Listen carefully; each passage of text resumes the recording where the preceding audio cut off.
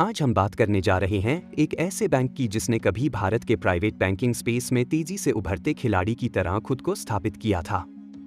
लेकिन समय के साथ यह बैंक एक संकट से गुजरा और अब फिर से खुद को स्थिर करने की प्रक्रिया में है। हम बात कर रहे हैं येस बैंक की। सबसे पहले बात करें इसके बिजनेस मॉडल की। येस बैंक का पोर्टफोलियो काफी डाइवर्सिफाइड है और यह देश में कई क्षेत्रों में बैंकिंग सेवाएं देता है।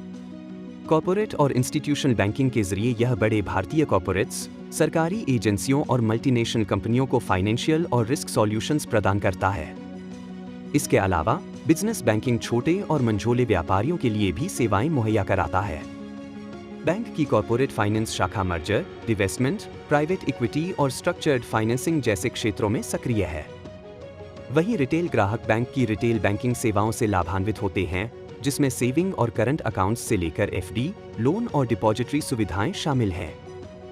साथ ही इन्वेस्टमेंट बैंकिंग विंग आईपीओ सलाह, प्राइवेट प्लेसमेंट और स्ट्रेटेजिक डील्स में सहायता करती है।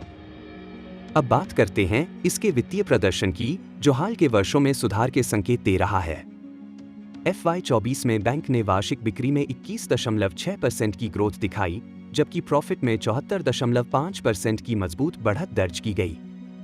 रो 3.18% और रोज 6.22% हो गया है, जो पिछले वर्षों की तुलना में बेहतर है और यह अपने 5 वर्षों के औसत 1.37% से भी अधिक है। नेट प्रॉफिट मार्जिन भी 4.65% तक पहुंच चुका है। फ्री कैश फ्लो यील्ड 8.32% रहा, जो बैंक की नकदी स्थिरता को दर्शाता है। संस्थागत निवेशकों का भरोसा भी बढ़ता दिख रहा है। FIIs ने हाल की तिमाही में अपनी हिस्सेदारी बढ़ाकर 26.87% कर ली है और DIIs की हिस्सेदारी भी 39.46% तक पहुंच गई है।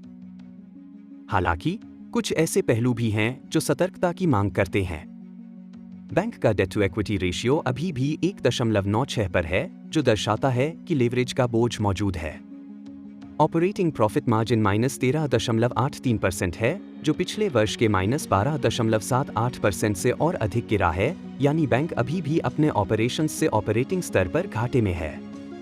पेग रेशियो 13.27 है, जो बताता है कि कंपनी के लाभ में अपेक्षाकृत धीमे सुधार की तुलना में स्टॉक की कीमत ऊंची है। यही नहीं, 3 वर्षों में बैंक की सेल्स CAGR सिर्फ 1.95% रही है, जो अपेक्षित विकास दर को दर्शाने में असफल रहती है। पिछली तिमाही में भी सेल्स में 2.22% की गिरावट रही है। साथ ही बैंक अभी तक कोई डिविडेंड नहीं देता, जिससे आय आधारित निवेशकों को निराशा हो सकती है।